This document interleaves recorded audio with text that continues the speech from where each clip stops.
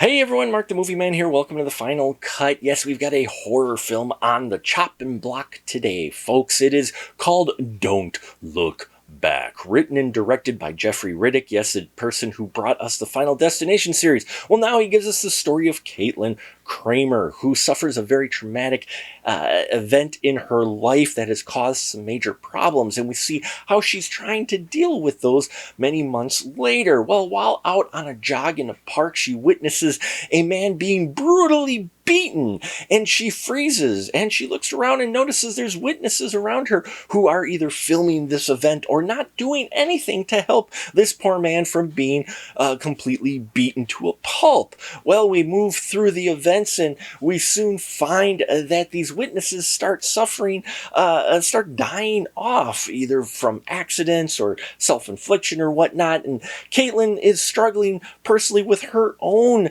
problem with not being able to do anything, though, everybody would understand why, considering her experiences, but still, while she struggles with that, she starts to try to unravel what is exactly behind the deaths of these witnesses. Is it something like karma, the spirit of karma coming back around on these people, or is there something else or someone else behind all of it? And we watch how she tries to unravel this while also try to come to terms with what she's feeling inside. Don't Look Back is a solid horror thriller brought to you by Jeffrey Riddick, and he brought that tension and that he's known for in the Final Destination film, especially the first one, here to Don't Look Back in a different form. Now, I love the fact that it's topical, dealing with our social media world, to where people are more apt to film a horrific event rather than trying to stop it so that they can post it online. So, dealing with that, making it topical, always love when horror films do that,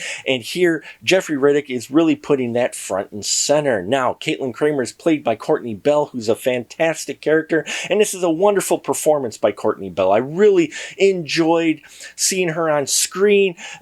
She makes you feel very sympathetic for her and understanding. She's got a number of layers to her, and you want her to figure out what is exactly going on, and if it is supernatural, well, how are we going to stop it? But you're not quite sure if it is or not. They play with that quite a bit throughout this film, and even when the one twist is revealed, there's another shoe that's dropped near the end, and I did not expect to see that one coming, and it really puts the entire story in another perspective. So I really enjoyed the script that he crafted here. We've got great performances by everyone else involved, including Jacqueline Fleming as Aletha Minnis. I really enjoyed her performance in here. Jeremy Holm as Detective Boyd, who's a great area character in this movie.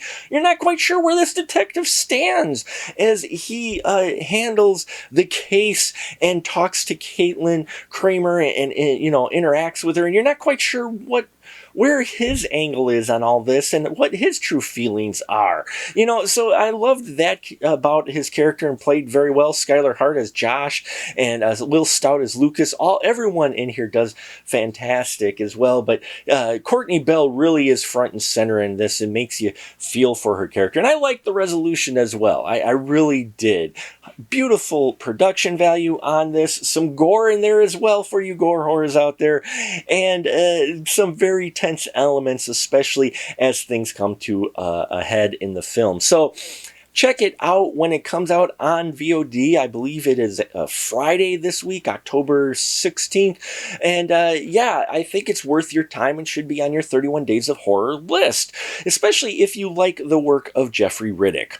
And there you have it, folks. When you do see this film, please give your comments down below of what you thought of this film. Love to hear your constructive thoughts on it. Head on over to our Patreon. We got a lot of material there and a lot more coming, and we can provide even more with your help. So please check out our Patreon there. Hit like, subscribe, thumbs up, and all that here. I thank you for your support, and until next time, remember, keep that ticket stub.